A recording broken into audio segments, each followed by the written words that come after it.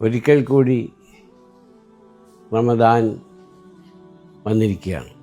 സ്നേഹത്തിൻ്റെയും സാഹോദര്യത്തിൻ്റെയും മത സൗഹാർദ്ദത്തിൻ്റെയും ബുദ്ധിമുട്ടും വിഷമങ്ങളും ദുഃഖങ്ങളും മനസ്സിലാക്കാനുള്ള ഒരവസരം കൂടിയാണ് ഈ പരിശുദ്ധ റമദാൻ. ഞാൻ ആദ്യം പറഞ്ഞു വെച്ചത് സ്നേഹത്തിൻ്റെയും സാഹോദര്യത്തിൻ്റെയും പരസ്പര ബഹുമാനത്തിൻ്റെയും മതസൗഹാർദ്ദത്തിൻ്റെയും. അതെന്താണെന്ന് വെച്ചാൽ ഈ ഉപവാസം എല്ലാ മതങ്ങളിലുമുണ്ട്. അത് പല രീതിയിലും പല രൂപത്തിലുമാണ് എന്നാണ്. നമ്മുടെ നോമ്പ് എന്ന് പറയുമ്പോൾ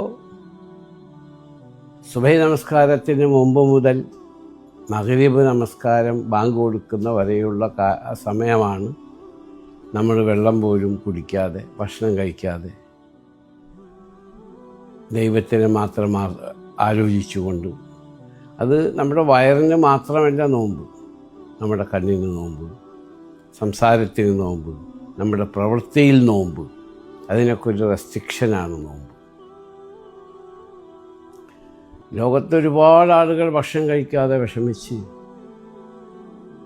ജീവിക്കുന്നുണ്ട്, ഒരു നേരം ഭക്ഷണം ശരിക്കും കിട്ടാതെ. അപ്പോൾ അവരുടെ ബുദ്ധിമുട്ടും വിഷമവും എന്തായിരിക്കുമെന്ന് കൂടി ഈ അവസരത്തിൽ നമ്മൾക്ക് മനസ്സിലാവുകയാണ്. ആയതുകൊണ്ട് നോമ്പ്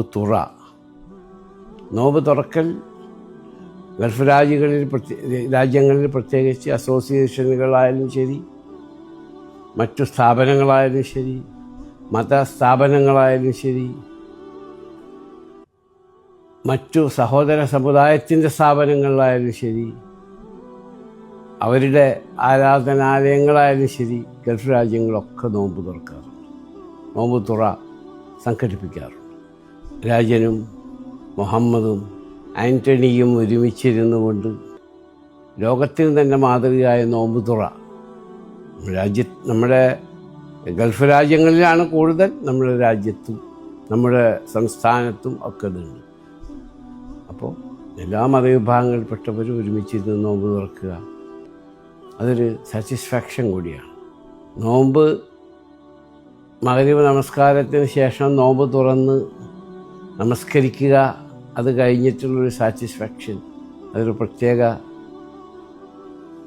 അനുഭവമാണ്, അതൊരു സംതൃപ്തിയാണ്. ഈ നോമ്പിൻ ലോകത്തെമ്പാടുമുള്ള എൻ്റെ മലയാളി സഹോദരന്മാർക്കും ലോകത്തെമ്പാടുമുള്ള മുസ്ലിം അമുസ്ലിം സഹോദരന്മാർക്കും നോമ്പിൻ്റെ ആശംസകൾ.